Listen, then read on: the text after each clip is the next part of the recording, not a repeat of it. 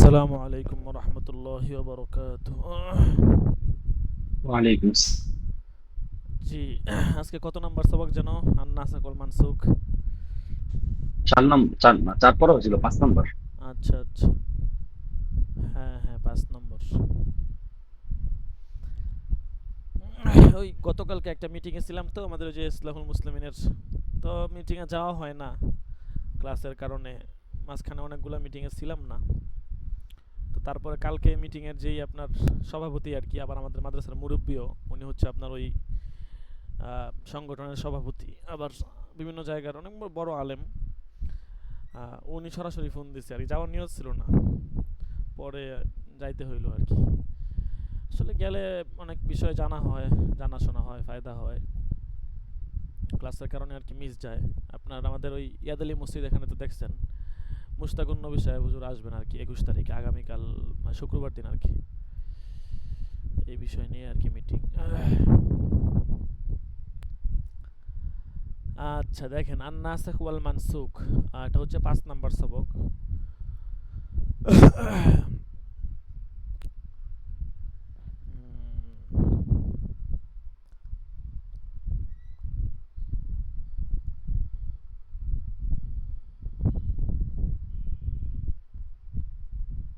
আচ্ছা,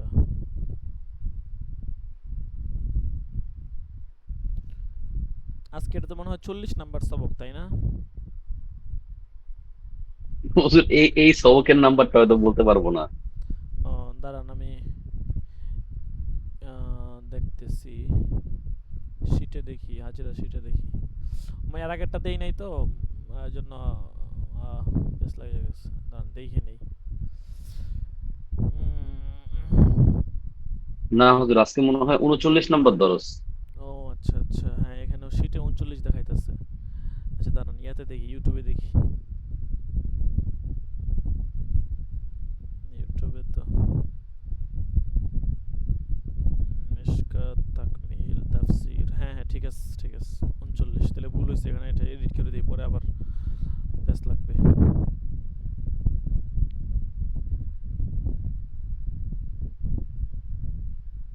39।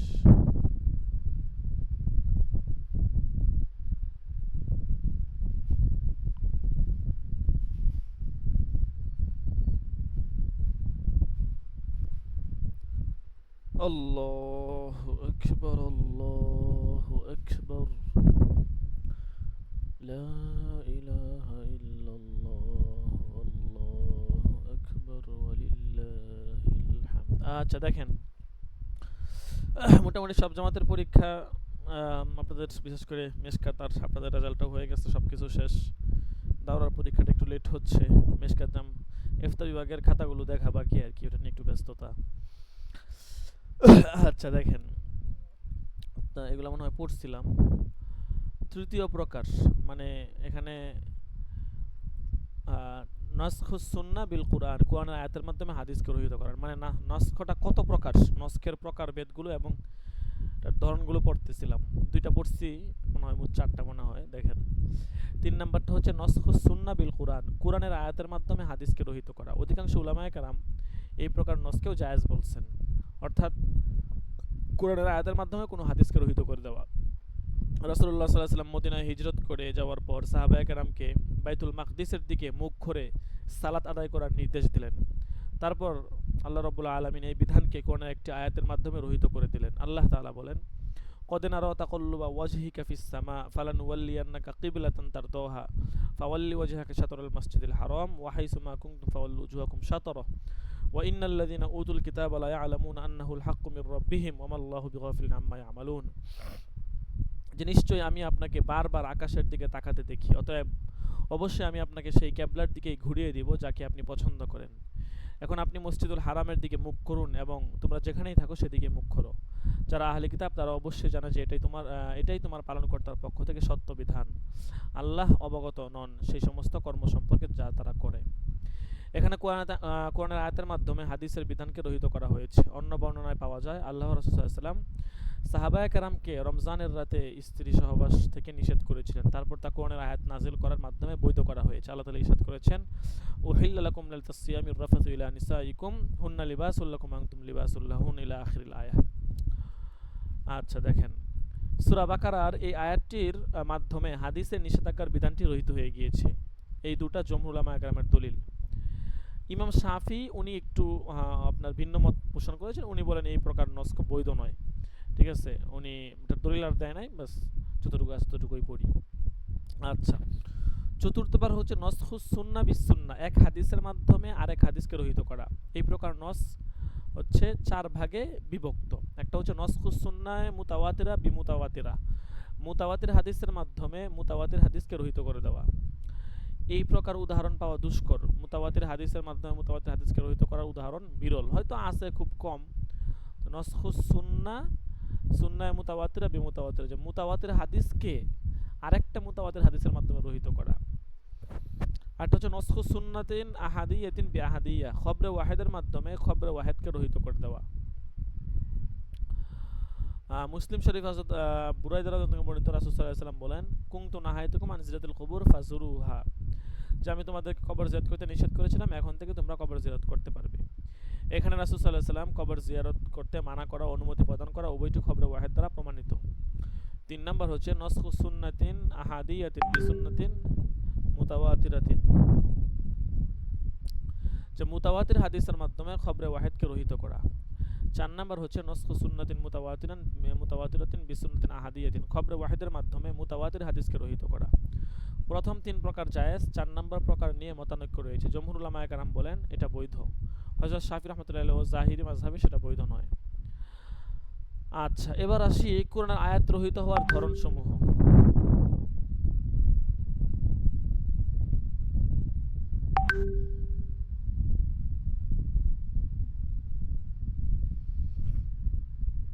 কোরআনের আয়াত রহিত হয় 3 ভাবে। একটা নম্বর হচ্ছে নসখুত তিলাওয়াতি ওয়াল হুকমি মা, তেলাওয়াত ও হুকুম উভয়টি রহিত হয়ে যাওয়া। মেসেজ দিতেছে।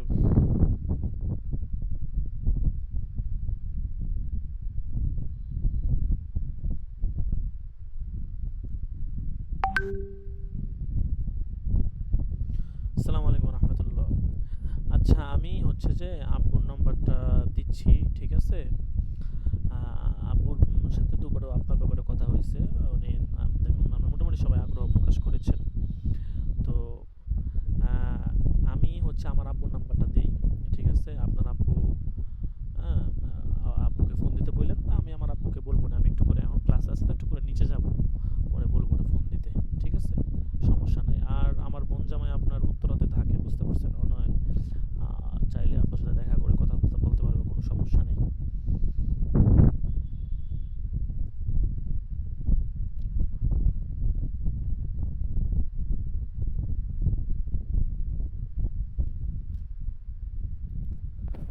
আচ্ছা দেখেন, যেটা বলতেছিলাম যে কোরআনের আয়াত রহিত হওয়ার ধরনসমূহ। কোরআনের আয়াত রহিত হয় 3 ভাবে। এক নম্বর হচ্ছে নসখুত তিলাওয়াতি ওয়াল হুকমি মা, তেলাওয়াত ও হুকুম উভয়টি রহিত হয়ে যাওয়া। হযরত আম্মাজান আয়েশা থেকে বর্ণিত, আন আয়েশা আন্নাহা ক্বালাত কানা ফীমা উনজিলা মিনাল কুরআন 10 রাযাতিন মালুমাতিন ইউহাররিমনা সুম্মা নুসিখনা বিখামসি মালুমাতিন ফাতুফিয়া রাসূলুল্লাহ সাল্লাল্লাহু আলাইহি ওয়াসাল্লাম ওয়া হুন্না ফীমা ইয়াকরাউ মিনাল কুরআন। যে তিনি বলেন, কুরআনে 10 বার দুধ পানে হারাম সাব্যস্ত হয়, এই আয়াতটি নাযিল হয়েছিল। তারপর তা রহিত হয়ে যায়, রহিত হয়ে 5 বার পান দ্বারা হারাম সাব্যস্ত হয় এর দ্বারা। এরপর রাসূল সাল্লাল্লাহু আলাইহি ওয়াসাল্লাম ইন্তিকাল করেন, হচ্ছে ওই আয়াতটি কোরআনের আয়াত হিসেবে তেলাওয়াত করা হতো। আচ্ছা, তো এটা ছিল আপনার কোরআনের আয়াত রহিত হওয়ার ধরন। 1 নাম্বার ধরন দিচ্ছে যে নসখুত তিলাওয়াতি ওয়াল হুকমি মা, তেলাওয়াতও নাই হুকুমও নাই। এই হাদিসটার যেই মানে ইবারত বা আয়াত, এটা একসময় আয়াত হিসেবে ছিল, পরবর্তীতে এটার তেলাওয়াত এবং হচ্ছে যে আপনার হুকুম উভয়টাই রহিত হয়। আচ্ছা, এটা গেল 5 নাম্বার। আজকে সবগুলো শেষ করে দিব দেখি, ঠিক আছে? আবার একটু ব্যস্ততাও আছে। আল্লাহু আকবার, আল্লাহু আকবার, লা ইলাহা ইল্লাল্লাহ, আল্লাহু আকবার, আল্লাহু আকবার ওয়ালিল্লাহিল হামদ।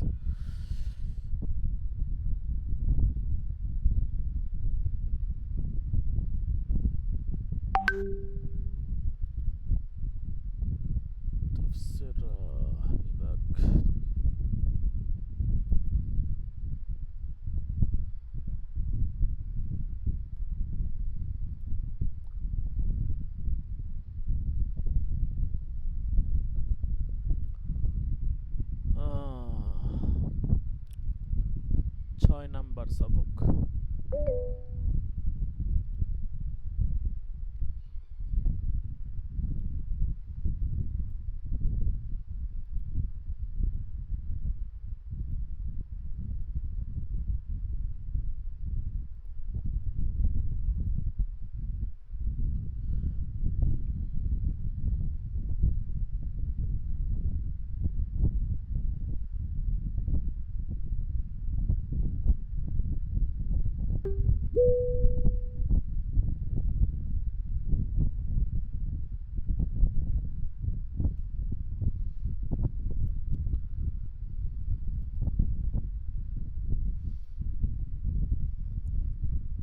আচ্ছা, রহিত হওয়ার ধরন তো 1 নাম্বারটা পড়লাম, ঠিক আছে। এরপর দেখি হযরত আম্মাজান আয়েশা এর উপরোক্ত উক্তিটি দ্বারা বোঝা গেল 10 বার দুধ পানে হারাম সাব্যস্ত হয়, এই আয়াতটি রহিত হয়ে গেছে, ঠিক আছে। আহ, আর আয়েশা রাদিয়াল্লাহু আনহু এর শেষ বাক্যটি অতঃপর রাসূল সাল্লাল্লাহু আলাইহি ওয়াসাল্লাম ইন্তেকাল গ্রন্থ ওই আয়াতটি কোরআন আয়াত হিসেবে তেলাওয়াত করা হতো। তারা বোঝা যায় এই আয়াতটির তেলাওয়াত বহাল আছে, কিন্তু বিষয়টা এমন নয়, কারণ এই আয়াতটি মাসহাফে উসমানিতে নেই। সুতরাং তার কথার দ্বারা উদ্দেশ্য হলো রাসূল সাল্লাল্লাহু আলাইহি ওয়াসাল্লাম পর মাসহাফে উসমানি তৈরি হবার পূর্বে এই আয়াতগুলো তেলাওয়াত হতো। আচ্ছা, সর্বোপরি 10 বার দুধ পানে হারাম সাব্যস্ত হয় এই আয়াতটির হুকুম ও তেলাওয়াত উভয়টাই রহিত হয়ে গিয়েছে। সালাফ খালাফ সবই এ ব্যাপারে একমত যে এই প্রকার কোরআনের আয়াতের উপর আমল করা যাবে না। আচ্ছা, 2 নম্বর দেখেন নসকুল হুকমি ওয়া বাকাইত তেলাওয়াতি, হুকুম রহিত হয়ে তেলাওয়াত বাকি থাকা। এই প্রকার নস্কের ব্যাপারে অনেক কিতাব লিপিবদ্ধ করা হয়েছে, অসংখ্য উদাহরণও আছে, এখানে কয়েকটি উল্লেখ করা হলো। অর্থাৎ হুকুম নাই কিন্তু তেলাওয়াত আছে। আল্লাহ তাআলা বলেন ইয়া আইয়ুহাল্লাযীনা আমানু কুতিবা আলাইকুমুস সিয়াম কামা কুতিবা আলাল লাযীনা মিন ক্বাবলিকুম লাআল্লাকুম আইয়াম মাদুদাত ইলা আখিরিল আয়াহ। যে দেখেন এখানে বলতেছে যে রোজা রাখার বিধান এটা হাতে গোনা কয়েকদিনের জন্য, অতঃপর তোমাদের মধ্যে যে অসুখ থাকবে অথবা সফরে থাকবে তারপর অন্য সময় রোজা সে আদায় করতে পারবে। আচ্ছা দেখেন এখানে ব্যাখ্যাটা পড়ি। এই আয়াতের মধ্যে আল্লাহ তাআলা বান্দাদেরকে রোজা রাখা ও ফিদিয়া দেওয়ার মধ্যে স্বাধীনতা দিয়েছেন। অর্থাৎ হ্যাঁ, ওই যে ওখানে বলছে, ঠিক আছে, যে ব্যক্তি মানে সে খুশি যেটা যার যেটা এটা রাখতে পারবে, কোনো সমস্যা নাই। রোজা রাখাটা বাধ্যতামূলক না, আর কি চাইলে ফিদা দিতে পারবে। এই বিধানটি আল্লাহ তাআলা পরবর্তী আয়াতের মাধ্যমে রহিত করেছেন। আল্লাহ তাআলা বলেন ফামান শাহিদা মিনকুমুশ শাহরা ফালিয়াসুম, অর্থাৎ রমজান মাসই হলো সেই মাস যাতে নাযিল করা হয়েছে কোরআন, যা মানুষের জন্য হেদায়েত এবং সত্য পথ যাত্রীদের জন্য সুস্পষ্ট পথ নির্দেশ আর ন্যায় অন্যায়ের মাঝে পার্থক্য বিধানকারী। কাজেই তোমাদের মধ্যে যে লোক এই মাসটি পাবে সে এই মাসে রোজা রাখবে, আর যে লোক অসুস্থ কিংবা মুসাফির অবস্থায় থাকবে সে অন্য দিনে গণনা পূরণ করবে। আল্লাহ তাআলা তোমাদের জন্য সহজ করতে চান, তোমাদের জটিলতা কামনা করেন না, যাতে তোমরা গণনা পূরণ করো, এবং তোমাদের হেদায়েত দান করুন। আল্লাহ তাআলা মহত্ব বর্ণনা করে যাতে তোমরা কৃতজ্ঞতা স্বীকার করো। এই আয়াতের মাধ্যমে আল্লাহ তাআলা ইচ্ছাধীনতার বিধানকে রহিত করে রোজা রাখা আবশ্যক করে দিয়েছেন। সুতরাং প্রতীয়মান হয় যে প্রথম আয়াতের হুকুম রহিত হয়ে গেলেও তেলাওয়াত বাকি আছে। প্রশ্ন আসে, হুকুম রহিত হয়ে গেলে তেলাওয়াত বাকি থাকার হিকমত কি? এর উত্তর দুইটি। আমরা কোরআন তেলাওয়াত করি আল্লাহ তাআলার বিধান জানার জন্য, অনুরূপভাবে আমরা এই জন্য তেলাওয়াত করি যে কোরআন আল্লাহ পাকের কালাম, তা পাঠ করলেই সওয়াব অর্জিত হয়। তাই হুকুম রহিত আয়াতকেও পাঠ করে সওয়াব পাওয়ার উদ্দেশ্য রেখে দেওয়া হয়েছে। 2 নম্বর হচ্ছে আল্লাহ তাআলার হুকুম রহিত করেন সাধারণ বান্দাদের শিথিলতার জন্য, তাই হুকুম রহিত আয়াতকে তেলাওয়াতের জন্য রেখে দেওয়া হয়েছে যাতে বান্দারা তা তেলাওয়াত করে আল্লাহর শুকরিয়া আদায় করতে পারে। হ্যাঁ, উত্তরগুলো ঠিক আছে দেখেন। 3 নম্বর ধরন হচ্ছে নসখুত তিলাওয়াতি মা বাকাইল হুকমি, তেলাওয়াত রহিত হয়ে হুকুম বাকি থাকা। হযরত উবাই ইবনে কাব থেকে বর্ণিত, তিনি বলেন কুনতু কান সূরাতুল আহজাব তুওয়াজি সূরাতুল বাকারা ফাকানা ফিহা আশ-শাইখু ওয়াশ-শাইখাতু ইযা জানায়া ফারজুমুহুমাল বাত্তাতা নাকালাম মিনাল্লাহ আল্লাহু আযীজুন হাকীম। যে সূরা আহজাব সূরা বাকারা সমপর্যায়ে ছিল। সূরা আহজাবে একটি আয়াত ছিল বিবাহিত পুরুষ ও বিবাহিত মহিলা ব্যভিচারে লিপ্ত হলে তাকে আশ-শাইখু ওয়াশ-শাইখাতু বলছে না, বৃদ্ধ হবে শব্দটা হয়তো হবে, এখানে হয়তো ছুটে গেছে কোনো কারণে। এটা আল্লাহ তাআলার শাস্তি, আর আল্লাহ তাআলা পরাক্রমশালী প্রজ্ঞাবান। এই আয়াতটি তেলাওয়াত রহিত হয়ে গেছে কিন্তু হুকুম এখনো কার্যকর। এই প্রকারের উপর আমল করা যাবে যদি তা সমস্ত উম্মত এক বাক্যে গ্রহণ করে নেয়। আচ্ছা, এখন হচ্ছে নাসেখ মানসুখ সম্পর্কে লেখা কিছু কিতাবের পরিচিতি দিবে। দেখেন আচ্ছা, এটা তো আপনার 6 নাম্বার না, এটা 7 নাম্বার সবকে আছে। 7 নাম্বার সবকটা বের করি।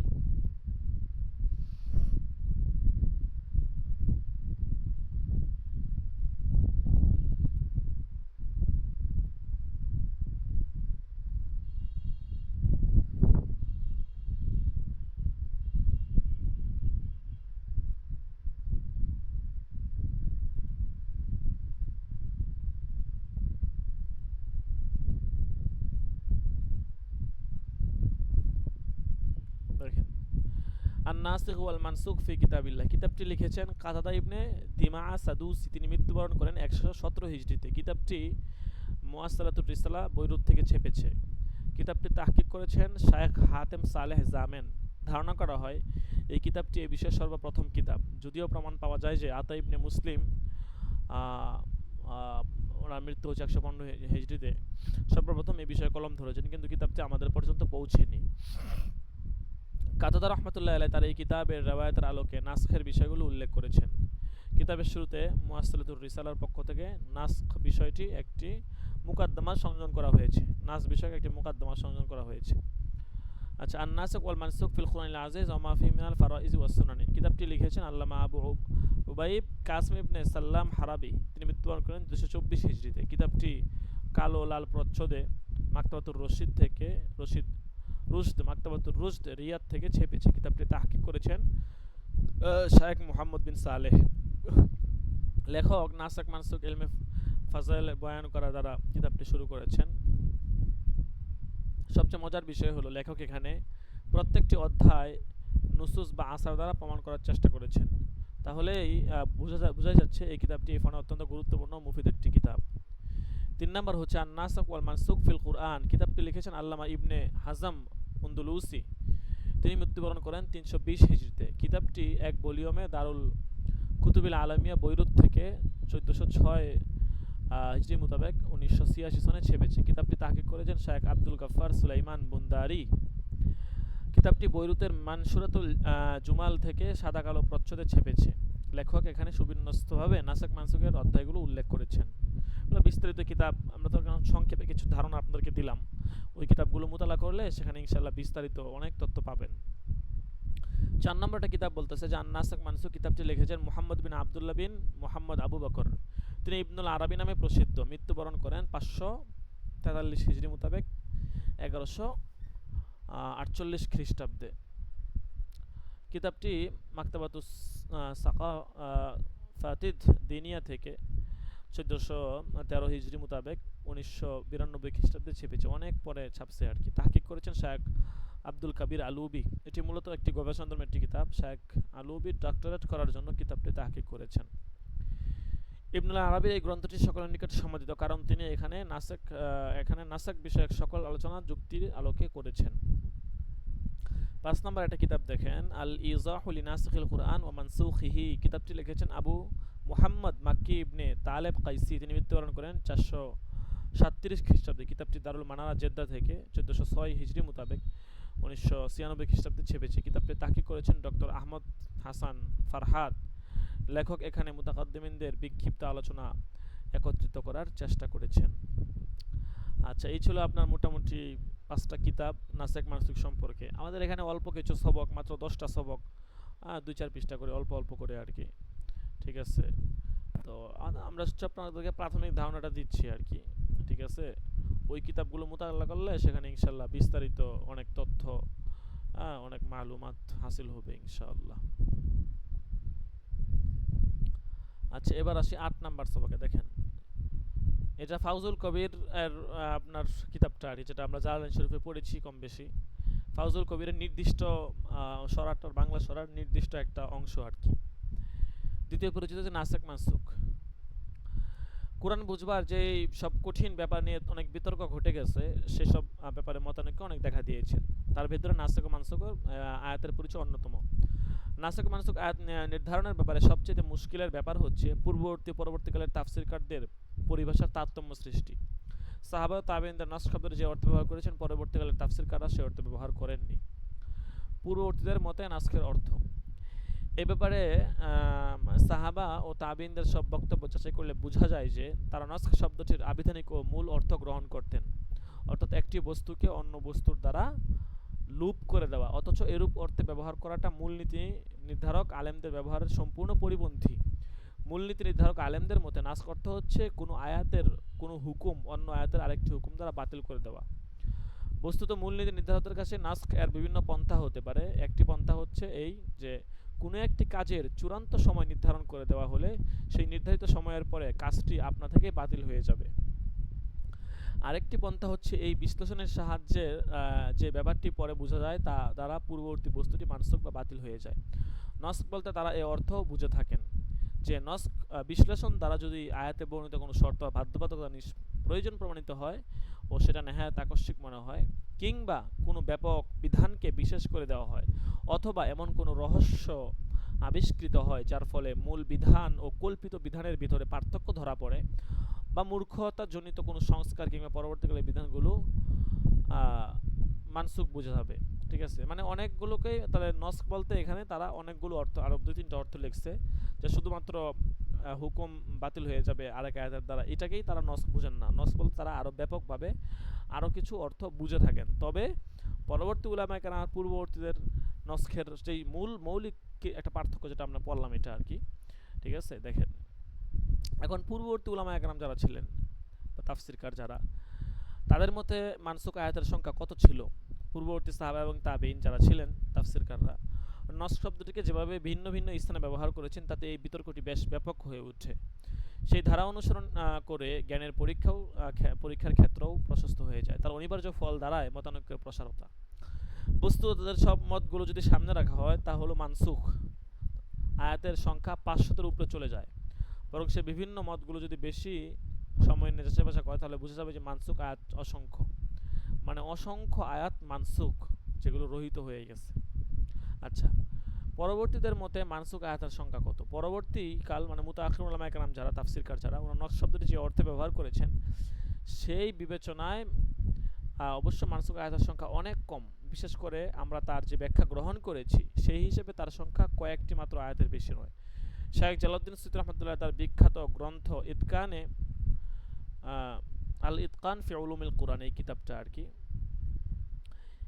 এটা তাফসির বিভাগে পড়ানো হয়। ঠিক আছে, তো আমরা এটা রাখি নাই, এটা তো বাংলা হয়তো আছে, দেখি সামনে ইনশাল্লাহ রাখার চেষ্টা করব। তো এটার পরিবর্তে আমরা ওই যে কোরআন পরিচিতি ওটা বাংলাটা পড়তেছি, ওটার মধ্যে মোটামুটি ভালো মালুমাত আছে, ওই ধাঁচেই লেখা আর কি এগুলো। আচ্ছা দেখেন, আলিফ কান পড়া হয়েছিল হেদায়েতুন নাহতে থাকতে। ও পড়ছিলেন, আচ্ছা না, ওই আচ্ছা, হেদায়েতুন নাহতে যখন আমাদের তরজমা পড়াইছিলেন, যে হুজুর পড়াইছিলেন হুজুর একটু জোর করে আর কি দুইটা কিতাব কিনেছিলেন, হলো আল ইতকান আর একটা হলো ওই যে আল হ্যাঁ ইসতাইলিদান ফি কুতুবিত তাফাসির। হ্যাঁ হ্যাঁ, না এটা অনেক মুফিদ। আল আল ইসলাতুল মাওজুআত ফি কুতুব তাফাসির, এই কিতাবটা, এই দুইটা কিতাব অনেক প্রসিদ্ধ এবং অনেক উপকারী কিতাব আর কি। ঠিক আছে, বেশ প্রসিদ্ধ, দর্সি নাজামিতে এগুলো পড়ানো হয়। দেখি আমরা ইনশাল্লাহ আমাদের এই দরজগুলো বেশ আরো সম্পাদনা করা দরকার, অনেক কাজ। দেখেন তো এখানে বলতেছে যে ওই কিতাবের মধ্যে কতিপয় তাফসিরকার আলেমের অনুসৃত অর্থের বিশ্লেষণ দানের পর তিনি মুতাখিরদের ধারা মতে মানসুক আয়াতের বর্ণনায় ইবনে আরবির অনুসরণ করেছেন। এভাবে তিনি প্রায় 20টি আয়াত উদ্ধৃত করেছেন, কিন্তু আমার মতে এগুলোর ভেতরেও এমন কিছু আয়াত আছে যেগুলোকে মানসুক বলে আখ্যায়িত করা সহজসাধ্য ব্যাপার নয়। ইবনুল আরবির ব্যাখ্যা, নিম্ন ইবনুল আরবির ব্যাখ্যার একটি অংশ সমালোচনা সহ তুলে ধরা হলো। ইবনে আরবির মতে সূরা বাকারার নিম্নোক্ত আয়াত মানসুখ হয়েছে, কুতিবা আলাইকুম ইজা হাদুর আহাদুকুল মাউত ইন তারাকা খানিল ওয়াসিয়া, আল্লাহ তাআলা তোমাদের মৃত্যুপথে জাতির জন্য ওসিয়তের বিধান রাখুন। মানে আয়াত আছে, তেলাওয়াত রহিত হয়ে গেছে, বিধান আর কি রহিত হয়ে গেছে। একটি অভিমতের আলোকে মিরাসের আয়াত এসে এটা মানসুখ করেছে, আরেকটি মতে বলা হয়েছে ওয়ারিসদের জন্য ওসিয়ত সম্পর্কিত হাদিসেই এটা মানসুখ করেছে। তৃতীয় অভিমত হচ্ছে এজমা অনুসারে এটা মানসুখ হয়েছে। আমার মতে নিম্নোক্ত আয়াত উক্ত আয়াতটির নাসেখ, সেটা কি ইউসিকুমুল্লাহু ফি আওলাদিকুম। আরেকটা কথা হচ্ছে ওসিয়তের হাদিস সেটাকে বিলোপ না করে বরং সুস্পষ্ট করে দিয়েছে। সূরা বাকারার আরেকটি আয়াত হচ্ছে ওয়া আলাল্লাযিনা ইউতিকুনাহু ফিদিয়াতুন তাম মিসকিন। একটি মতে এই নিম্নোক্ত আয়াতটা উপরোক্ত আয়াতটার নসিক, ফামান শাহিদা মিনকুম শাহরা ফালিয়াসুম। কিন্তু আরেক যেটা একটু আগে আমরা পড়লাম, ঠিক আছে, কিন্তু আরেকটা মত আছে, আরেকটি মতে আছে যে এটি মুহকাম আয়াত। আমার মতে আরেকটি দিক রয়েছে, তা হচ্ছে এই আয়াত অনুসারে যারা খানা খাওয়ার ক্ষমতা রাখে তাদের উপর ফিদিয়া দান ওয়াজিব। ফিদিয়া দ্বারা এখানে মিসকিন খাওয়াবার অর্থ নেওয়া হয়েছে। এখানে মার্জার আগে জমির এই জন্য ব্যবহার হয়েছে যে মর্তবার দিক থেকে অগ্রগণ্য বুঝাবে, আর জমিরের মুজাক্কার নেওয়ার কারণ হচ্ছে যে ফিদিয়া শব্দ দ্বারা এখানে তাম অর্থ নেওয়া হয়েছে। ঠিক আছে, বলছে কি যে ওয়ালাল্লাযিনা ইউতিকুনাহু ফিদিয়াতুন তুআমু মিসকিন, তুআম দ্বারা সদকায়ে ফিতরকে বোঝানো হয়েছে, কারণ রোজার হুকুমের সঙ্গে সঙ্গেই সদকায়ে ফিতরের হুকুম দেওয়া হয়। যেরূপ এর পরক্ষণে আরেক আয়াতে ওয়ালা তুকাব্বিরুল্লাহু আলা মা হাদাকুম, এটা ওয়ালা আল্লাকুম তাশকুরুন, ঈদের নামাজে তাকবীর উল্লেখ রয়েছে, এও ঠিক এখানে এই সেম ব্যাপার। আচ্ছা, এরপর হচ্ছে সূরা বাকারার 3 নম্বর আয়াত দিছে, দেখেন কুতিবা আলাইকুমুস সিয়ামু কামা কুতিবা আলাল্লাযিনা মিন ক্বাবলিকুম। এই আয়াত মানসুখ হয়েছে নিচের আয়াত দ্বারা, উহিল্লাকুম লাইলাতাস সিয়ামির রাফাতু ইলা নিসাইকুম। কারণ এই আয়াতে তামসিল মানে উদাহরণ রয়েছে, আর তা হচ্ছে যে পূর্বেকার ফরজ বর্তমান শরীয়ত অনুসারেও ফরজ হওয়ার সঙ্গে সঙ্গে এর নিয়ম নীতিও সেরূপ হয়ে গেছে। সুতরাং যেসব কাজ রোজার রাতে পূর্ব শরীয়তে হারাম ছিল, যেমন ঘুমিয়ে উঠে খাওয়া বা স্ত্রী সহবাস, এখনও তো হারাম আছে, কিন্তু সে হুকুমের বিলুপকারী হলো এই আয়াত। মানে হুকুমগুলা আগের মতোই ছিল, কিন্তু এই আয়াতটা হচ্ছে ওই হুকুমগুলাকে বিলুপ করে দিয়েছে।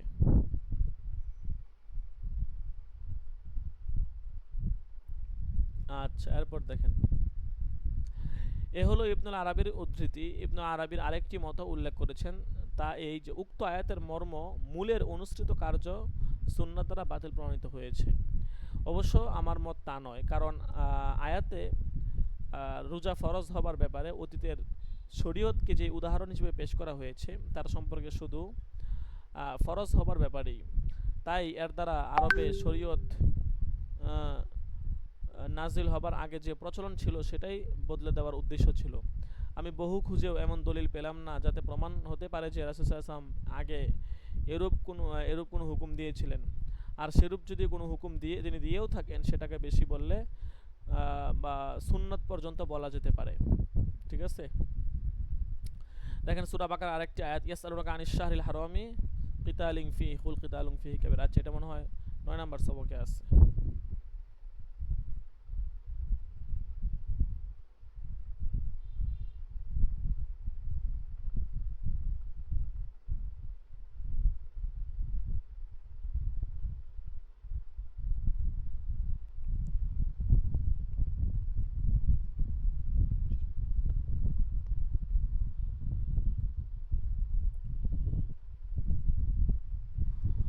আচ্ছা, দেখেন 9 নম্বর সবকটা দেখি।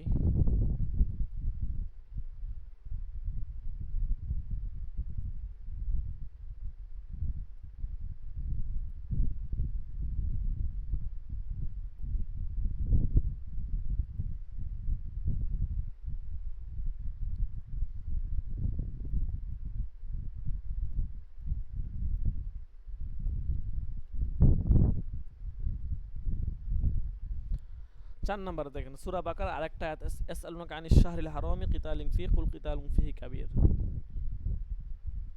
এই আয়াতটাকে বিলুপ্ত করে দিয়েছে নিচের আয়াত ওয়াকাতিলুল মুশরিকিনা কাফা। কিন্তু আমার মতে আয়াতটি হত্যাকে হারাম করার বদলে জায়েজের প্রমাণ দেয়। এটার ভঙ্গিটি ঠিক তেমনই যেমন কোনো একটি কারণকে স্বীকার করে নিয়ে সেটাকে গ্রহণ করা যায়, যে অসুবিধা দেখা দিতে পারে সেটা তৎসঙ্গে বলে দেওয়া। সুতরাং আয়াতটির অর্থ দাঁড়াবে এই যে নিষিদ্ধ মাসগুলোয় হত্যা ও রক্তপাত অত্যন্ত বড় পাপের কাজ বটে, কিন্তু তার চাইতেও মারাত্মক পাপ হচ্ছে ফিতনা ফাসাদ সৃষ্টি করা। সুতরাং ফিতনা ফাসাদ বন্ধ করার জন্য প্রয়োজনীয় নিষিদ্ধ মাসে হত্যাকার্য চলতে পারে। আয়াতের বর্ণনা ভঙ্গি এরূপ মর্ম বোঝা যায়। আচ্ছা, সূরা বাকারার আরেকটা আয়াত দেখেন, ওয়াল্লাযিনা ইয়াতাওয়াফাউনা মিনকুম ওয়া ইয়াযরুনা আজওয়াজা ওয়াসিয়াতাল লিআজওয়াজিহিম মাতাআন ইলা হাওলি গায়রি ইখরাজ। আচ্ছা, তোমাদের যারা মৃত্যু পথগামী তাদের স্ত্রীর 1 বছরের ভরণ পোষণের জন্য ওসিয়ত করে যাবে। এই আয়াতটি মানসুখ হয়েছে পরবর্তী 4 মাস 10 দিন ইদ্যত ধার্যকারী আয়াত দ্বারা, এবং ওসিয়তের হুকুম মানসুখ হয়েছে মিরাসের হুকুম দ্বারা। অবশ্য সুকনা সম্পর্কিত হুকুম এক দলের নিকট মানসুখ হয়নি, অপর দলের নিকট লা সুকনা হাদিস এসে মানসুখ করেছে। যেহেতু সব মুফাসসির এই আয়াতের মানসুখ হবার ব্যাপারে একমত, তাই আমিও মানসুখ মনে করি। কিন্তু এও বলা যেতে পারে যে আয়াতটি মুমূর্ষের জন্য ওসিয়ত জায়েজ ও মুস্তাহাব বলে প্রমাণ করেছে, এবং নারীর জন্য এই আয়াত অনুসরণের কোনো বাধ্যবাধকতা নেই। এই অভিমত হচ্ছে হযরত ইবনে আব্বাস এর আয়াতটিতেও এই ব্যাখ্যার সমর্থন সুস্পষ্ট হয়ে দেখা দেয়। আচ্ছা, এরপর 6 নাম্বার দেখেন দিছে যে ওয়াইন তুবদু মা ফি আনফুসিকুম আও তুখফুহু ইউহাসিবকুম বিহিল্লাহ, যে তোমাদের মনে যা আছে তা প্রকাশ করো আর গোপনেই করো, আল্লাহ তাআলা কাছে তারাও হিসাব দিতে হবে। এই আয়াতটা মানসুখ হয়েছে কি দ্বারা? কারণ মনের ভিতরে তো কত কিছু আছে, আল্লাহ মনের বাইরে প্রকাশ করলে তো হিসাব, ভিতরে থাকলেও হিসাব, খুবই কঠিন কথা। এই আয়াতটার হুকুম যেটা মানসুখ হয়েছে, যেটা লা ইউকাল্লিফুল্লাহু নাফসান ইল্লা উসা, কাউকে তার ক্ষমতার বাইরে কোনো কিছু যেন দায়ী করা হবে না। কিন্তু আমার কাছে প্রথম আয়াতটা দ্বারা সাধারণ হুকুম দেওয়ার পরে দ্বিতীয় আয়াতটি দ্বারা সেটার এক বিশেষ দিককে বোঝানো হয়েছে। কারণ প্রথম আয়াতে মাফি আনফুসিকুম দ্বারা অন্তরের সারল্য বা কুঠুলতা মানে বোঝায়, আর তা অন্তরের বিশেষ অবস্থা বই নয়। এ থেকে অন্তরে স্বতঃস্ফূর্ত হয়ে যেসব ভাব জেগে ওঠে সেগুলো বোঝা যায় না। অর্থাৎ মূলত এর দ্বারা বোঝা যায় যে অন্তরের মানে হচ্ছে যে আপনার যেগুলো আমরা প্ল্যান করি এরকম কিছু, মানে স্বতঃস্ফূর্তভাবে অনেক সময় আমাদের মাথায়ও থাকে না ইত্যাদি অনেক কিছু চলে আসে, এগুলো উদ্দেশ্য না। কারণ যে ব্যাপারে মানুষের কোনো হাত নেই সে ব্যাপারে তাকে দায়ী করার কোনো প্রশ্নই ওঠে না। বুঝছেন? তাহলে এখানে হচ্ছে ইবনে আরাবির উনি উনার কতগুলো মত যে দিয়েছেন বা উনার রহিত করার যে যুক্তি, উনি এইটা আগে পেশ করছেন, এরপরে শাহরুল মুদাসসির দেহলভী উনি উনার যেই যুক্তিটা সেটা পেশ করছেন বা উনার দৃষ্টিকোণ থেকে কিভাবে রহিত হয়েছে। সূরা আলে ইমরান আরেকটা আয়াত দেখেন যে ইত্তাকুল্লাহ হাক্কা তুকাতিহি, ঠিক আছে? এই আয়াতের বিধানটা রহিত হয়েছে ফাত্তাকুল্লাহ মাস্তাতাতুম, যে তোমরা আল্লাহকে সাধ্যমতো ভয় করো, ঠিক আছে? আরেকটি মত এই কথাও বলছে যে এই আয়াতটি মানসুখ নয়, মুহকাম। এটা অন্য কথা যে গোটা সূরা আলে ইমরানে যদি কোনো আয়াতকে মানসুখ বলা যায় তা এটাই। আমার ধারণা প্রথম আয়াতে হাক্কা তুকাতিহি দ্বারা শিরিক, কুফর এবং এ ধরনের ভ্রান্ত বিশ্বাসগুলো থেকে মানে মুক্তি, মানে তোমরা দূরে থাকবে এটা বোঝানো হয়েছে আর কি। মর্ম এটাই যে বিশ্বাসের ক্ষেত্রে এসবের কোনো ঠাঁই নেই। আর দ্বিতীয় আয়াতে যে মাস্তাতাতুম বলা হয়েছে এর অর্থ কাজের সাথে, অর্থাৎ বিশ্বাসের বেলায় নয়, কাজের বেলায়। যেমন উজু করার সামর্থ্য যে রাখে না সে তায়াম্মুম করে নেবে, দাঁড়িয়ে যে নামাজ পড়তে অক্ষম সে বসে পড়ে নেবে। এই ধরনের ব্যাখ্যার নিচের আয়াতটি আমি দেখতে পাই, ওয়ালা তামুতুন্না ইল্লা ওয়া আনতুম মুসলিমুন। সুতরাং এই দুইটা আয়াতে যার যার জায়গায় বিশিষ্ট রূপ নিয়ে আছে, কেউ কেন আছে কেউ মানসুখ নয়। দেখেন কত সুন্দর ব্যাখ্যা দিচ্ছে, এর আগে তো এই ব্যাখ্যা আমরা শুনিও না কখনো, অথচ আমরা সবসময় জেনে আসছি এটাই যে ইত্তাকুল্লাহ হাক্কা তুকাতিহি এই আয়াতের হুকুম রহিত হয়েছে মাস্তাতাতুম দ্বারা। কিন্তু আমরা এখানে আর নতুন একটা তথ্য পেলাম আর কি। দেখেন, এবং এটা সমর্থনে উনি আরেকটা আয়াত দিচ্ছে এখানে। 3 নাম্বার দেখেন সূরা নিসাতে 8 নাম্বার পয়েন্টে আছে ওয়াল্লাযিনা আখাযাত আইমানুকুম ফাআতুহুম নাসিবাহুম, যে যারা তোমাদের দাসত্বের অধীনে আছে তাদেরকে সম্পদ ও অংশীদারি করো। এই আয়াতটা মানসুখ হয়েছে সূরা আনফালের নিচের আয়াত দ্বারা। ওয়া উলুল আরহামি বা'দুহুম আওলা বিবাদিন, সম্পদ বন্টনের ক্ষেত্রে বংশধরের বিবেচ্য, তাদের এক দল আরেক দলের উপরে স্থান পায়। আমার মতে আয়াতের বাহ্যিক অর্থ অনুসারে মিরাজ কেবল হাকিকি মাওয়ালির জন্য প্রতিষ্ঠিত, মাওয়ালি মিরাসের বদলে বকশিশ ও দান দক্ষিণের অধিকারী, সুতরাং এখানে বিলুপের প্রশ্নে আসে না। আচ্ছা, এরপর দেখেন আরেকটা আয়াত দিছে ওয়াইদা হাদরল কিসমাতা উলুল কুরবা ওয়াল ইয়াতামা ওয়াল মাসাকিন, যখন বন্টনের ব্যাপার আসে ইত্যাদি, যাই হোক কাদেরকে দিবে এগুলো বলছে। এই আয়াত সম্পর্কে একটি মত মানসুখের, অপরটি মানসুখ না মানসুখের। তাদের মতে মানুষ এই কাজে অবহেলা দেখাচ্ছে মাত্র। ইবনে আব্বাস বলেন এই আয়াত মানসুখ তো নয়, তবে ওয়াজিবের স্থলে মুস্তাহাবের প্রমাণ দেয়। আমার কাছে ইবনে আব্বাসের এই মতটাই সঠিক মনে হয়। এরপর দেখেন আরেকটা আয়াত দিছে ওয়াল্লাতি ইয়াতিনাল ফাহিশা, যেসব নারী ব্যভিচারে লিপ্ত হয়। বলা হয় উপরের এই আয়াতটা সূরা নূরের আয়াত দ্বারা বাতিল হয়ে গেছে, কিন্তু আমার মতে এই আয়াতটাও বাতিল হয় নাই, বরং তাতে বিশেষ একটা সীমা পর্যন্ত ঢিল দেওয়া হয়েছে। যখনই সেই সীমায় পৌঁছে গেল তখনই রাসূল সাল্লাল্লাহু আলাইহি ওয়াসাল্লাম মূল হুকুমটি ব্যাখ্যা করে দিলেন। সুতরাং একে তানসিখ বা বাতিলকরণ বলা যাবে না। আচ্ছা, 4 নাম্বার দেখেন সূরা মায়েদার একটা আয়াত দিছে ওয়ালাশ শাহরুল হারাম ওয়ালাল হাদিয়া ওয়ালাল কলাইদা ওয়ালা আমিনাল বাইতুল হারাম, ঠিক আছে? যে মর্যাদার মাসগুলোর সেখানে রক্তারক্তি করা হালাল হবে না। বলা হয়ে থাকে যে আয়াতে মর্যাদার মাসগুলোতে হত্যা কার্যক্রম অনুমোদন দেওয়া হয়েছে সেই আয়াতে এসে এই আয়াতকে বাতিল করে দিয়েছে। কিন্তু আমার মতে কুরআন মাজিদে এমন কোনো আয়াত নেই যার দ্বারা এই আয়াত বাতিল হতে পারে। এমনকি সহিহ হাদিস বা সুন্নাত রাসূল দ্বারাও এর অন্য ব্যাখ্যা দান করা হয়নি। সুতরাং এই আয়াতের অর্থ এটাই হবে যে হত্যাকার্য নিষিদ্ধ যদি তা মর্যাদার মাসে ঘটে, তার জন্য জঘন্যতার মাত্রা বৃদ্ধি পায়। যেমন হযরত সাল্লাল্লাহু ও এক বক্তৃতায় বলেছেন তোমাদের ধন ও শোণিত যতখানি মর্যাদা ততখানি মর্যাদা রয়েছে এই মাসের মর্যাদা বা এই দেশের মর্যাদা। এটা আমরা একটু আগে পড়ছি যে আরেকটা আয়াত এসে এটাকে বাতিল করা হয়েছে, কিন্তু উনি বলতেছে যে এটা বাতিল হয় নাই। আচ্ছা, এর অর্থ এটা নয় যে অন্য মাসের অন্য দিকে কোনো কোথাও মুসলমান জানমালের মর্যাদা থাকবে না। এর মর্ম হচ্ছে এটাই যে সর্বাবস্থায় পবিত্র, তবে এসব মাসের দিনগুলোতে তার মর্যাদার মাত্রা আরও বেশি। আচ্ছা, এরপর আয়াত নাম্বার 12 দেখেন ফাইন জাউকা ফাহকুম বাইনহুম আওয়ারিজানাহুম, তোমাদের কাছে এলে হয় তাদেরকে বিচার করো নতুবা বিরত থাকো ইত্যাদি। মানসুখ হয়েছে নিচের আয়াত দ্বারা ওয়ানহিকুম বাইনহুম বিমা আনজালাল্লাহ। কিন্তু আমার কাছে দ্বিতীয় আয়াতটির মর্ম এই, যখন আপনি জিম্মিদের কোনো ব্যাপারে ফায়সালা করার মনস্থ করেন তখন আপনার জন্য প্রয়োজন হলো ঐশী গ্রন্থ অনুসারে ফায়সালা করা। তারা কি চায় সে ব্যাপারে পরোয়া করবেন না। মোট কথা অমুসলিমদের ব্যাপার হলে আমরা তাদের নেতাদের উপর ছেড়ে দিব, যেন তারা তাদের বিধান অনুসারে মীমাংসা করে। নতুবা যদি আমরাই মীমাংসা করি তাহলে আল্লাহর বিধান অনুসারেই করব এবং কোনো আয়াতেই বাতিল হবে না। এইভাবে ব্যাখ্যাটা যদি ধরি তখন কোনো আয়াতিল বাতিল হয় না। তখন এই ওয়ানিহিকুম বাইনহুম বিমা আনজালাল্লাহ এই আয়াত এবং আগের আয়াত দুইটা আয়াতে তারা আপন জায়গায় বহাল থাকে। যাক, অনেকগুলো বিষয় জানলাম এখানে। এটা গেলো 9 নাম্বার, ঠিক আছে। এরপরে আসি 10 নাম্বার সবক, শেষ করে দিব। আচ্ছা,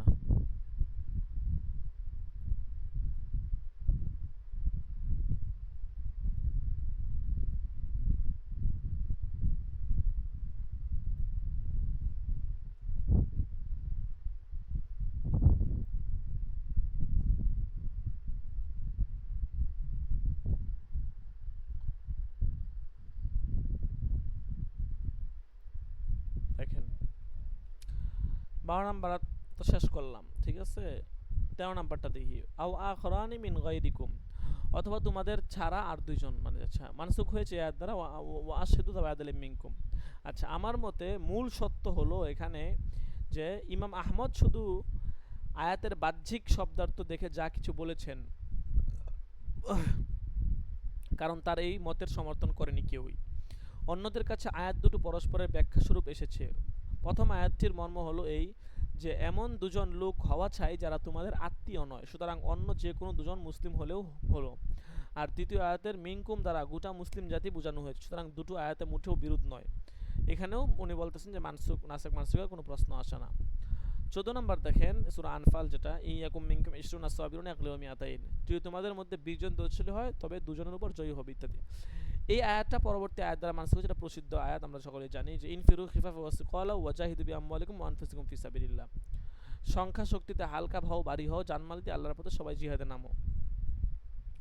আর এই আয়াত এর নাসিক আয়াত হচ্ছে, অর্থাৎ এই আয়াতের নাসিক হচ্ছে লাইসা আল্লাহ হারজ ওয়া আরজ হারজ ওয়া আল মালিদে হারজ, ঠিক আছে, লাইসা আলাদ দুআফা এগুলা। কিন্তু আমার মতে এই আয়াতকে মানসুখ মনে করা ঠিক নয়, কারণ এর সম্পর্ক হলো জিহাদের উপকরণের সাথে, ব্যক্তির সাথে নয়। হ্যাঁ, এটা ঠিক আছে, ঠিক বলছে। বস্তুত খিফাফান শব্দের অর্থ হলো ন্যূনতম জিহাদের উপকরণ, তা সামান্য যানবাহনেই হোক কিংবা সেবক সেবিকা হোক অথবা কোনোরূপ সমকোপকরণ হোক। আর সিকালান বলতে জিহাদের সর্বাধিক সৈন্য যানবাহন বোঝায়। এবং যে দু আয়াতকে এর নাসিক বলা হয় সেই দুটোর সম্পর্ক হলো অক্ষম লোকের সাথে, সুতরাং এই দুটো প্রথম আয়াতের নাসিক হতে পারে না। কমপক্ষে এটা বলা চলে যে এখানে নাসিক সুনির্দিষ্ট নয়। আচ্ছা, 16 নম্বর দেখেন, আযযানি লা ইয়ানকিহু ইল্লা যানিয়াতান, ব্যভিচারিণী ছাড়া বিয়ে করো না, ঠিক আছে। ইবনে আরাবির মতে এই আয়াত দ্বারা মানসুখ হয়েছে যে ওয়ানকিহুল আয়ামা মিনকুম ওয়াস-সালিহিনা মিন ইবাদিকুম ওয়া ইমাইকুম। আমার মতে এখানেও ইমাম আহমদ রাহমাতুল্লাহ শুধু আয়াতের বাহ্যিক অর্থের উপর নির্ভর করেছেন। অন্যদের কাছে এই আয়াত মানসুখ নয়, কারণ এই কথা সর্বদাবাদী সম্মত যে কবিরা গুনাহ যেই করে সেই কেবল জিনাকারিনীর কুফু সমপর্যায়ে হতে পারে, কিংবা তার জন্য জিনাকারিনী বিয়ে করা চলে। অপর যে আয়াতে হারাম বলা হয়েছে তার সম্পর্কে জিনা ও শিরক দুটোর সাথেই, সুতরাং এই আয়াতও নাসিক হতে পারে না। তাছাড়া যে আয়াতকে নাসিক ধরা হয় তার সম্পর্ক রয়েছে সাধারণ হুকুমের সাথে, এবং কোনো সাধারণ হুকুম বিশেষ ধরনের হুকুমকে বাতিল করতে পারে না। এই হিসাবে এখানেও নাসকতারা কি হবে না, সঠিক হবে না। তারপর দেখেন 17 নাম্বার বলছে যে লিয়াস্তাযিনকুমুল্লাযিনা মালাকাত আইমানুকুম, এটা এই জন্য যে তোমাদের অনুমোদন দেওয়া হয়েছে তোমাদের অধীনদের ব্যাপার। আচ্ছা, এই আয়াত সম্পর্কে মতানৈক্য রয়েছে অনেক। কিছু লোক এটাকে মানসুখ মনে করে, কিছু লোক আবার তা মনে করে না, বরং মুসলমানরা এটা কার্যকারী করার ব্যাপারে উদাসীন্য দেখাচ্ছে। ইবনে আব্বাস এই আয়াতকে মানসুখ মনে করেন না, বরং তার বক্তব্যই সবচেয়ে সঠিক, কারণ তার সমর্থনে জোরালো যুক্তি ও কারণ বর্তমান রয়েছে। সুতরাং এই মতটির উপর নির্ভর করা যেতে পারে। সূরা আহজাব বলছে লা ইয়াহিলু লাকান নিসাউ মিন বাদ, তোমার জন্য এরপরেই সেই নারী বৈধ নয়। আচ্ছা, এই আয়াত নিচের আয়াত দ্বারা মানসুখ হয়েছে, ইন্না আহলালনা লাকা আজওয়াজাকাল্লাতি, ঠিক আছে। আমার মতে আলোচ্য আয়াতটির তেলাওয়াতে মানসুখ হয়েছে, এটা সত্য সঠিক কথা। আচ্ছা, এরপর দেখেন সূরা মুজাদালা দিচ্ছে 9 নম্বরে, ইদা নাজাইতুমুর রাসূল ফাকদ্দিমু, যে যখন তোমরা রাসূলের সাথে বিশেষ পরামর্শ করবে আগে নজরানা দিবে, হাদিয়া দিবে আর কি। ইবনে আরাবির মতে এই পরবর্তী আয়াতটি এটাকে বাতিল করে দিয়েছে। এখানে আমিও ইবনে আরবির মতকে সমর্থন করি যে ফাআতুল্লাযিনা যাহাবাত আজওয়াজুহুম মিসলা মা আনফাকু। আচ্ছা, যে ঈমান ও কুফরি ব্যবধানের জন্য যাদের স্ত্রী বিচ্ছিন্ন হলো তাদের খরচ আদায় করো ইত্যাদি। আচ্ছা, একটি আয়াত অনুসারে এই আয়াত সাইফের আয়াত দ্বারা মানসুখ করা হয়েছে, আরেকটি আয়াত অনুসারে মানসুখ করা হয়েছে গনিমতের আয়াত দ্বারা। তৃতীয় দলের মত হচ্ছে এই আয়াত আদৌ মানসুখ হয়নি, এটি মুহকাম আয়াত। আমার কাছে আয়াতটি তো মুহকাম, কিন্তু এর সাথে হুকুম সাধারণ বা আম নয়। এর সম্পর্ক হলো মুসলমানদের দুর্বল অবস্থার সাথে সংযুক্ত কাফেরা যখন সবল ও শক্তিশালী ছিল সে সময়ের জন্য এই আয়াত। আচ্ছা, এরপর হচ্ছে সূরা মুজাম্মিল আয়াত, কুমিল লাইলা ইল্লা কলিলা, যে প্রায়শই রাত জেগে কাটাও। এই আয়াতকে এই সূরার শেষের আয়াত দ্বারা মানসুখ করা হয়েছে, মানে 5 ওয়াক্ত নামাজের হুকুম এসে একে একে মানসুখ করেছে। কিন্তু আমার মতে 5 ওয়াক্ত নামাজের হুকুম দিয়ে একে মানসুখ করা ঠিক নয়। মূল সত্য হলো এই সূরার শুরুতেও তো রাত জাগার যে হুকুম রয়েছে তা মুস্তাহাবে মুআক্কাদা ছিল, পরের আয়াতে সে তাকিদ বাতিল করে শুধু মুস্তাহাব বাকি রেখেছে। আল্লামা সুয়ুতু ইবনে আরবির অনুসৃত অভিমত সমর্থন করতে গিয়ে বলেছেন কেবল উপরের আয়াতটুকুই মানসুখ হয়েছে, যদিও তার ভিতরে কিছু আয়াত তানসিখ সম্পর্কে মতভেদ আছে, কিন্তু এসব আয়াত ছাড়া আর কোনো আয়াত তানসিখ দাবি করা একেবারে ভিত্তিহীন। বেশি খাঁটি কথা তো সেগুলোও মানসুখ নয়, এই হিসেবে মানসুখ আয়াতের সংখ্যা আরও কমে যায়। উপরের আলোচনায় সুস্পষ্ট হয়েছে যে আমার কাছে 5টি আয়াতের বেশি মানসুখ নয়, তাই কেবল সেই 5টি আলোচ্য আয়াত মানে তানসিখই দাবি করা যেতে পারে। আচ্ছা, তাহলে বুঝতেই পারলেন এখানে আসলে কি বলছে। ঠিক আছে, আসলে ওই নস্খের সংজ্ঞার ব্যাপারেই মুতাকদ্দিমিন মুতাআখিরিন মুফাসসিরিন کرام যারা ছিলেন তাদের মধ্যে কিছু পার্থক্য ছিল, এবং সেই জায়গা থেকেই হচ্ছে আপনার নস্খের যে আপনার সংজ্ঞার দৃষ্টিকোণ থেকেই আপনার একাধিকজন একাধিকভাবে দেখছেন, এবং একাধিকজনের কাছে একাধিকভাবে আপনার হচ্ছে যে নসখ মানসুখের আয়াত এবং হুকুমগুলা বেশি হয়ে গেছে, কারো কাছে 500, অথচ উনি বলতেছেন আমার কাছে সর্বোচ্চ 5টা। অথচ ইবনে আরবি যিনি আপনার নসখের এই সংজ্ঞাটাই দিছে, মানে যেটা শাহুল মুহাদ্দিস হলবি দিছেন এবং পরবর্তী উলামা একরাম যেটা দিছেন, ইবনে আরবি কিন্তু এই সংজ্ঞায় দিছে, কিন্তু তারপরেও ইবনে আরবির কাছে প্রায় 20টার 21টার মতো এখানে দিছে, হ্যাঁ, দেওয়া হয়েছে আর কি। কিন্তু উনি ওনার জায়গা থেকে সবগুলো যুক্তি দিয়ে বলছেন যে না, এই যতগুলো বলা হয়েছে সবগুলোই যে মানসুখ হয়ে গেছে এমন না, কোথাও কোথাও মানসুখ নসখ হয়েছে, কিন্তু কোথাও কোথাও নসখ হয় না, অন্যভাবে ব্যাখ্যা করলে করা যায়। এবং উনি সর্বশেষ যেই মতটা দিলেন যে ওনার মতে উনি বলতেছেন যে সর্বোচ্চ 5টা হইতে পারে। ঠিক আছে, আমার কাছে ওইটাই মনে হয়। ঠিক আছে, এই মতটাও যথেষ্ট যুক্তিশালী এবং শক্তিশালী মনে হয় আর কি। আচ্ছা, এই হচ্ছে বিষয়। তো আমাদের নাসেখ ওয়াল মানসুখ মোটামুটি শেষ হয়ে গিয়েছে। তাহলে আমি আপনাদেরকে গ্রুপে দিয়ে দিই সবকগুলা। গ্রুপে দেওয়ার তো আর তেমন প্রয়োজন আছে, তারপরেও দিয়ে দিই, পরে আবার পেস লাগে যায়।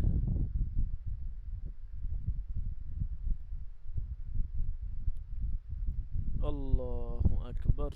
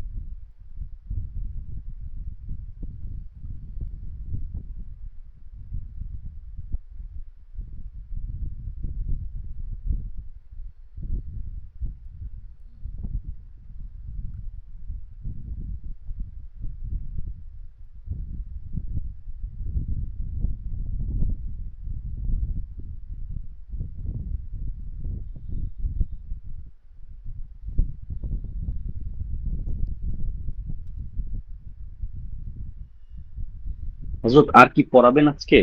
না না, আজকে আর হবে না। ঠিক আছে, আজকে একটু কাজ আছে, তো একটু বাইরে যাওয়া লাগবে। আজকে এ পর্যন্তই থাকুক। আজকে মূলত আপনার হচ্ছে যে সবক ছিল ইফতা বিভাগের, তো ইফতা বিভাগের সবকটা ভাবলাম যে কালকে নেই, আপনাদের তো গতকালকে মিস হয়েছে, এই জন্য আর কি। আজকে এতটুকুই থাকুক। আমাদের নাসেখ মানসুখ তো শেষ হয়ে গিয়েছে, আশা করি বাকিগুলোও মোটামুটি শেষ হয়ে যাবে। মোটামুটি দ্বিতীয় সেমিস্টারের আগে আশা করি একদম শেষের দিকেই চলে যাবে। 5 6 7। তাহলে হুজুর আমি একটু বেরোইতাম আর কি, আমার ও একটু সদরঘাটের দিকে যাওয়া লাগবে। ও সদরঘাট যাবেন এত রাত্রে? জি। হ্যাঁ হ্যাঁ, আপনাদের এখান থেকে কি বেশি দূরে না বাসার সদরঘাট? মানুষের আনতে আর কি ওরা। না, বেশি একটা দূরে না, কাছেই। ও আচ্ছা, ঠিক আছে, তাহলে আপনি বের হয়ে যান, সমস্যা না, আমি হাজিরা দিয়ে দিব। হুম, আচ্ছা জি। আসসালামু আলাইকুম। ওয়ালাইকুম আসসালাম ওয়া রাহমাতুল্লাহ।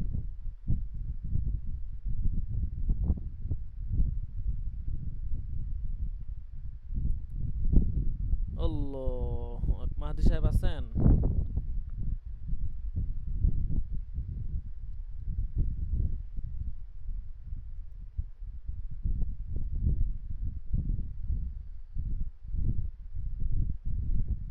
মাহাদি সাহেব কি আছেন নাকি?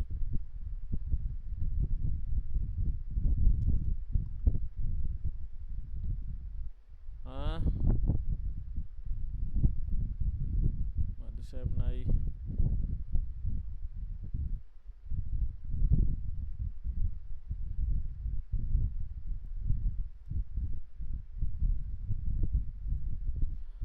আচ্ছা ঠিক আছে, তাহলে আজকে এ পর্যন্তই। সকলে ভালো থাকবেন, সুস্থ থাকবেন, ইনশাআল্লাহ রবিবার দিন সবক হবে, আমরা সকলেই সময় মতো চলে আসব। জাযাকুমুল্লাহ। আসসালামু আলাইকুম ওয়া রাহমাতুল্লাহি ওয়া বারাকাতুহু।